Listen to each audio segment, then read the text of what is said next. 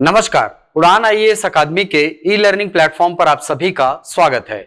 मैं हूं सुधीर वर्मा और इस वीडियो के अंतर्गत हम छत्तीसगढ़ समसामयिकी के सितंबर माह का तीसरा भाग कंटिन्यू करेंगे। चलिए, तो आज का पहला टॉपिक है कोदो प्रसंस्करण केंद्र।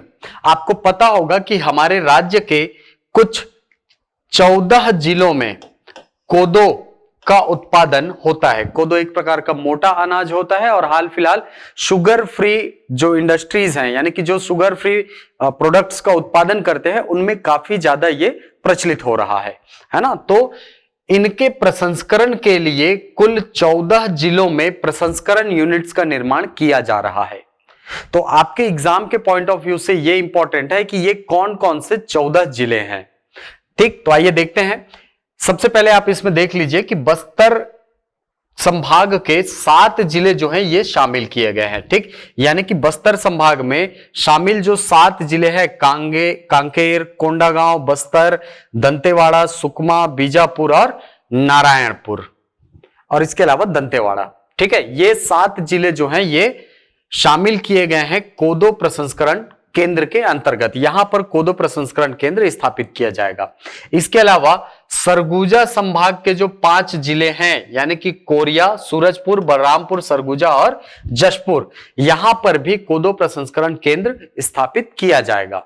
ठीक, इसके अलावा राजनांदगांव और कवर्धा, ठीक है, यानी कबीरधाम जिला, यहां पर भी जो कोदो प्रसंस्करण केंद्र है इसका निर्माण किया जाएगा। इस प्रकार से कुल 14 ऐसे जिले हैं जहां पर कोदो प्रसंस्करण यूनिट्स जो है वो लगाए जाएंगे। ठीक, इसके अलावा मिलेट कैफे का निर्माण किया जा रहा है रायगढ़ में। मिलेट का मतलब होता है मोटा अनाज। ठीक, तो मोटे अनाजों के उत्पादन के प्रसंस्करण के लिए रायगढ़ में एक यूनिट लगाया जा रहा है। ठीक, यहां से एक प्रश्न आता है कि कोदो प्रसंस्करण केंद्र वाले जिले कौन से हैं, तो ये 14 जिले। इसके अलावा डायरेक्ट क्वेश्चन बनता है मिलेट कैफे कहां स्थापित किया जाएगा, तो मिलेट कैफे स्थापित किया जाएगा रायगढ़ में। ठीक, आपको कंफ्यूजन ना हो, क्योंकि अभी हाल फिलहाल में मिलेट मिशन भी तो हमारे यहां चालू किया गया है। मिलेट मिशन के अंतर्गत भी शामिल जिलों की संख्या है 14।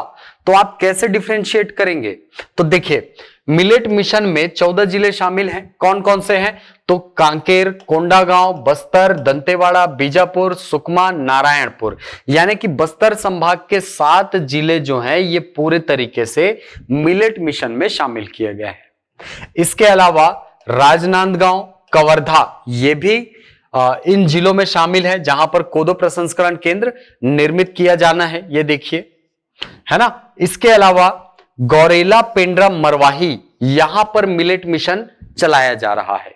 इसके अलावा बलरामपुर, कोरिया, सूरजपुर और जशपुर, ठीक, यानी कि सरगुजा संभाग के 5 जिलों में स्थापित किया जा रहा है क्या, कोदो प्रसंस्करण केंद्र, जबकि मिलेट मिशन के अंतर्गत केवल 4 जिले ही शामिल हैं। सरगुजा जिला इसमें शामिल नहीं है। सरगुजा की जगह यहां पर कौन सा जिला शामिल है मिलेट मिशन में, गौरेला, पेंड्रा, मरवाही। तो आप इसको अच्छे से डिफरेंशिएट करके पढ़ेंगे, क्योंकि कोदो प्रसंस्करण केंद्र में भी 14 जिले शामिल है। इसके अलावा मिलेट मिशन के अंतर्गत भी 14 जिले शामिल हैं। तो कौन सा जिला मिसिंग है मिलेट मिशन में और कौन से जिले को जोड़ा गया है, इसको आप अच्छे से तैयार करेंगे। चलिए चलते हैं अगले टॉपिक पर। चलिए, अगला टॉपिक है साल इंटरनेशनल ट्राइबल फेस्टिवल एवं राज्योत्सव। देखिए, हर साल हमारे यहां आदिवासी दिवस मनाया जाता है ना, आदिवासी महोत्सव। देखिए, आदिवासी महोत्सव मनाया जाता है हमारे यहां, और आदिवासी दिवस मनाया जाता है 9 अगस्त के दिन। इसको याद रखिएगा, 9 अगस्त के दिन आदिवासी दिवस मनाया जाता है, जबकि आदिवासी महोत्सव हमारे यहाँ राज्योत्सव के ठीक पहले आयोजित किया जाता है। ठीक, तो इस साल का जो आदिवासी महोत्सव है उसको क्या नाम दिया गया है, साल इंटरनेशनल ट्राइबल फेस्टिवल। इसको याद रखेंगे। कौन से वृक्ष को समर्पित है, साल वृक्ष को, जिसको हम सरई का पेड़ बोलते हैं, उसको ये समर्पित है। ठीक, इसका आयोजन किया जाएगा 28 अक्टूबर से 1 नवंबर तक। 28 अक्टूबर से 1 नवंबर तक इसको आयोजित किया जाएगा। कहां स्थापित किया जाएगा? तो देखिए रायपुर के साइंस कॉलेज मैदान में, ठीक है, जो मेला मैदान है छत्तीसगढ़ का, जो रायपुर का मेला मैदान है, वहां पर यह आयोजित किया जाएगा। साल छत्तीसगढ़ का राजकीय वृक्ष है, आपको पता होगा शोरिया रोबुस्टा के नाम से आप इसको पढ़ते हैं। आदिवासी संस्कृति में साल वृक्ष की बड़ी महत्ता है। हमारे आदिवासी भाई साल वृक्ष को देवतुल्य मानते हैं और पूजते हैं। आपको पता होगा कि जो आदिवासी समुदाय है वो साल के वृक्ष में देवी का स्वरूप मानते हैं, या यूं बोलते हैं कि देवी का निवास है साल के पेड़ में, है ना। उरांव जनजाति जो है वो खासकर उसमें अपनी जो सरना माता है, ठीक है, उसका निवास मानते हैं।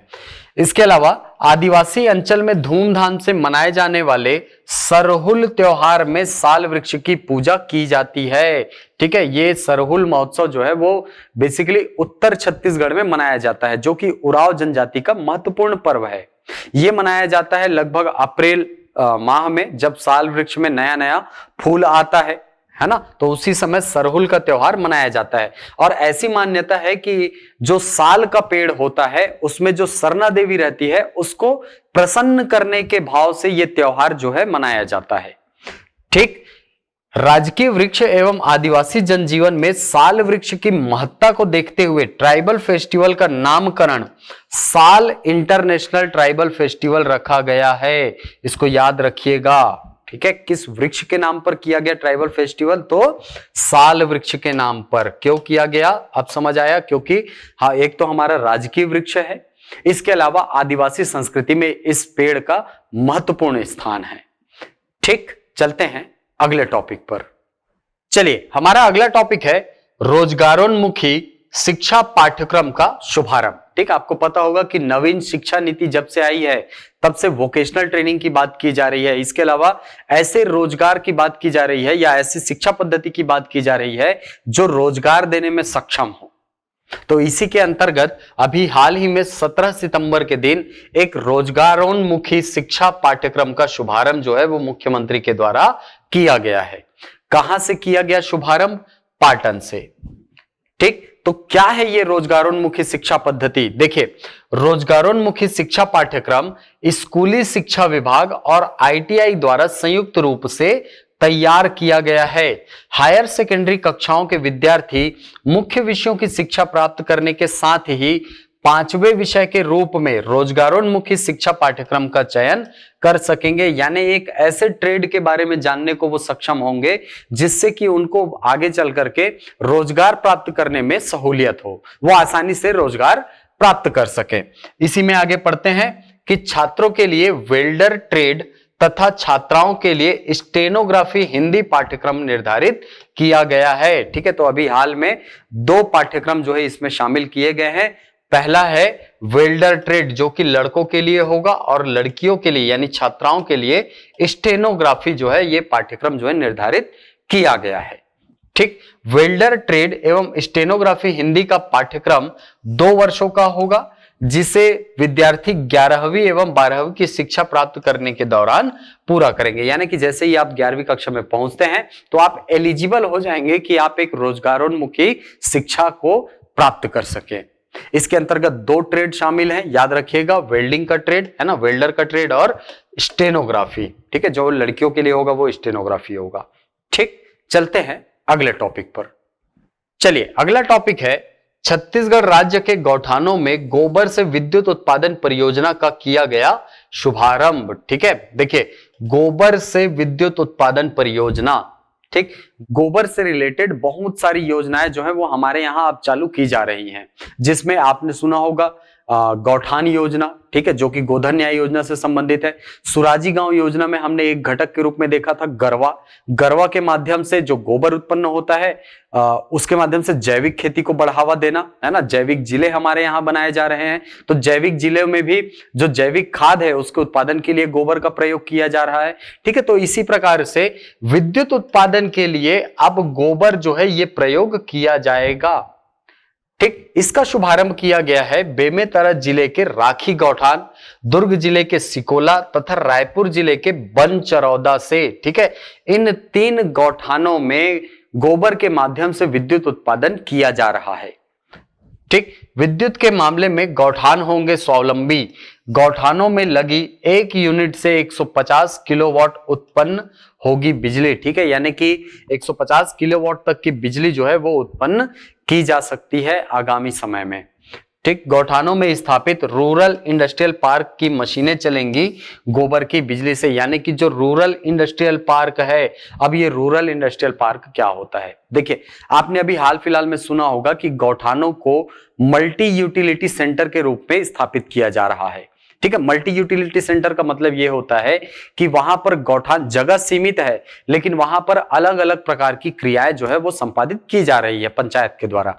ठीक, तो उसी के अंतर्गत बहुत सारी जो इंडस्ट्रीज हैं वहां पर लगाई जा रही है। ठीक है, छोटे स्तर की बेसिकली ये इंडस्ट्री होती है, जैसे कि अगरबत्ती बनाना या अन्य कोई जो महिला स्व सहायता समूह से जुड़ी हुई संक्रियाएं हैं उनको इसमें शामिल किया जाता है। तो गांव की महिला स्व सहायता समूहों को और युवा समूहों को प्रोत्साहित करना, उनकी आय में वृद्धि करना, इसके लिए जो संचालित किया जाता है उसको कहा जाता है क्या? Rural industrial park. ग्रामीण क्षेत्र में गौठानों में इसे संचालित किया जाता है। तो ये जो इंडस्ट्रियल पार्क है इसका संचालन जो है वो गोबर से बनने वाले बिजली से किया जाएगा। ठीक। बेमेतरा का राखी, दुर्ग जिले का सिकोला और रायपुर का बनचरौदा गौठान गोबर की बिजली से हुआ रोशन। देखिए, ये तीनों गौठानों में बिजली उत्पादन प्रारंभ हो चुका है और यहां पर इन गौठानों में जो बिजली प्रयोग की जा रही है वो यही उत्पादित हो रही है। यानी कि जैसे राखी में है ना, बेमेतरा का जो राखी गौठान है वहां पर यहीं पर उत्पादित जो लोकल रूप से उत्पादित बिजली है उसी का प्रयोग यहां पर किया जा रहा है।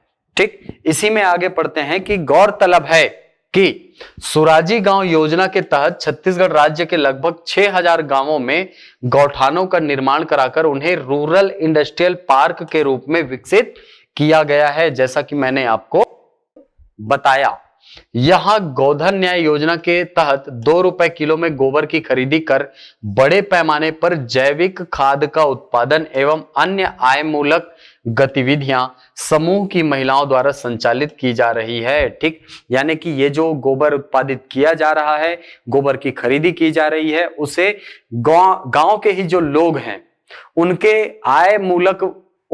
आय मूलक गतिविधियों में ही लगा करके उनके आय में वृद्धि की जा रही है। ठीक, तो गोबर से विद्युत उत्पादन की परियोजना के प्रथम चरण में बेमेतरा जिले के राखी, दुर्ग के सिकोला और रायपुर जिले के बनचरौदा में गोबर से विद्युत उत्पादन की यूनिट लगाई गई है।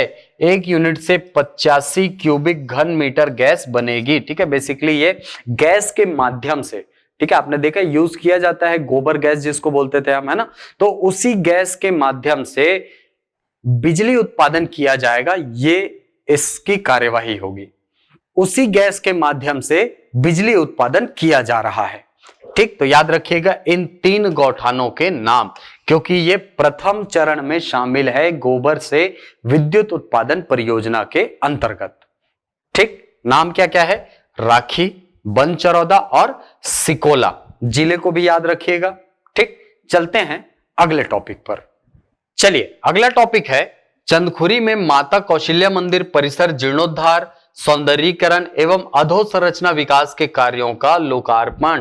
ठीक है, आपने कुछ समय पहले एक नाम बहुत ज्यादा सुना होगा, राम वनगमन परिपथ, है ना, राम वनगमन परिपथ। ठीक है, पर्यटन परिपथ। ये बेसिकली क्या है? राम वनगमन पर्यटन परिपथ वह परिपथ है जिसके माध्यम से जो जनश्रुति है ना, उसके आधार पर भगवान श्री राम जो जिस रास्ते से हमारे छत्तीसगढ़ से होकर गुजरे थे वहां पर स्थापित महत्वपूर्ण शहरों को विकसित करना, महत्वपूर्ण जो पर्यटन स्थल है उनको विकसित करना और उसके माध्यम से राज्य के पर्यटन को बढ़ावा देना, ये इसका उद्देश्य था। ठीक है, तो इसी के अंतर्गत जो शुभारंभ है कार्य का वो कहां से किया गया था? कौशल्या मंदिर से ही किया गया था, है ना। कौशल्या मंदिर कहां है? चंदखुरी में। और हाल ही में यहां का निर्माण कार्य जो है वो पूरा हो चुका है और इसका लोकार्पण जो है वो हाल ही में किया गया है। ये जो मंदिर परिसर है इसका जीर्णोद्धार किया गया। ठीक है, याद रखिएगा कौशल्या माता का मंदिर जो है जो तालाब है उसके बीच में विद्यमान है। ठीक है, उस तालाब का नाम है जलसेन तालाब। ठीक है, जलसेन तालाब के मध्य में स्थित है कौशल्या माता का मंदिर। इस कौशल्या माता मंदिर का जीर्णोद्धार किया गया, इसका सौंदर्यीकरण किया गया और यहां पर अधोसंरचना विकास के कार्यों का हाल ही में लोकार्पण किया गया। और इसी अवसर पर भगवान श्री राम की 51 फीट ऊंची भव्य प्रतिमा का भी लोकार्पण किया गया है। ठीक है, आइए दिखाते हैं आपको। देखिए, यह है माता कौशल्या का मंदिर। ठीक है, असल में मंदिर यहां पर है, ये जहां पर ज्योत प्रज्वलित किया जाता है ना, ज्योति कक्ष बोलते हैं हम, ज्योति कक्ष का निर्माण यहां पर किया गया है। ठीक, इसके अलावा ये जलसेन तालाब है, ये आप सीन देख पा रहे हैं, यहां पर पानी भरा हुआ है ना। यहां पर पुल बनाया गया है जिसके माध्यम से जो दर्शनार्थी हैं वो मंदिर तक जा सकेंगे। ठीक, और इसके ठीक बाहर में भगवान राम की 51 फीट ऊंची प्रस्तर की प्रतिमा यानी कि पत्थर की प्रतिमा जो है वो लगाई गई है। ठीक, तो याद रखिएगा, इस तालाब का नाम बहुत इंपॉर्टेंट है, याद रखिएगा, जलसेन तालाब। ठीक, और राम वनगमन पर्यटन परिपथ में कुल 51 स्थलों का चयन किया गया है, जिसमें से 9 स्थलों को प्रथम चरण के अंतर्गत विकसित किया जा रहा है। यह भी काफी इंपॉर्टेंट है आपके एग्जाम के पॉइंट ऑफ व्यू से। चलिए, तो अब आते हैं हमारे अगले सेक्शन में, जो है प्रश्नोत्तर का सेक्शन। पहला क्वेश्चन है, कोदो प्रसंस्करण केंद्र वाले 14 जिलों में शामिल है। कौन कौन से जिले शामिल हैं? पहला है बस्तर संभाग के 7 जिले, सरगुजा संभाग के 5 जिले, राजनांदगांव, कवर्धा। ठीक, तो ऑप्शन है आपके पास 1 2 3, यानी कि पहला दूसरा तीसरा, या 1 3 4, 1 3 4, 2 3 4, है ना, 2 3 4, या उपयुक्त सभी। तो इसका आंसर आप हमको कमेंट बॉक्स में बताएंगे। ठीक है, अच्छे से इन दोनों को डिफरेंशिएट करके पढ़ना है आपको, है ना। जो मिलेट मिशन है उसको, और कोदो प्रसंस्करण यूनिट जो है जहां पर लगाए जा रहे हैं उन जिलों को। ठीक, तो आपको प्रश्न में पूछा है कोदो प्रसंस्करण केंद्र वाले 14 जिलों में कौन कौन से जिले शामिल हैं। चलिए चलते हैं अगले प्रश्न की तरफ। चलिए, अगला प्रश्न है, मिलेट कैफे कहां प्रस्तावित है? ऑप्शन है सरगुजा, बस्तर, राजनांदगांव या रायगढ़। तो इसका आंसर भी आप हमको कमेंट बॉक्स में बताइए कि मिलेट कैफे कहां पर बनाया जाएगा। ठीक, चलते हैं अगले प्रश्न पर। अगला प्रश्न है, ट्राइबल फेस्टिवल यानी आदिवासी महोत्सव 2021 का नामकरण किया गया है। क्या नामकरण किया गया है? महुआ इंटरनेशनल ट्राइबल फेस्टिवल, मैना international tribal festival, bison international tribal festival, या साल इंटरनेशनल ट्राइबल फेस्टिवल। तो चलिए, इसका आंसर भी आप हमको कमेंट बॉक्स में बताएंगे। अगला प्रश्न है, रोजगारोन्मुखी शिक्षा पाठ्यक्रम का प्रारंभ किस स्थान से किया गया है? ऑप्शन है पाटन से, चांपा से, सिरपुर से या रायपुर से। तो इसका आंसर भी आप हमको कमेंट बॉक्स में बताएंगे। तो ये थे सितंबर माह के समसामयिक घटनाक्रमों में छत्तीसगढ़ के समसामयिक घटनाक्रम। आशा करता हूं ये वीडियो आपको पसंद आया होगा। यदि वीडियो पसंद आए तो इसे लाइक करें, शेयर करें, यूट्यूब पर कमेंट करें, अपना उत्तर दें। मिलते हैं अगली कक्षा में कुछ नई जानकारियों के साथ, कुछ नए प्रश्नों के साथ। तब तक के लिए धन्यवाद।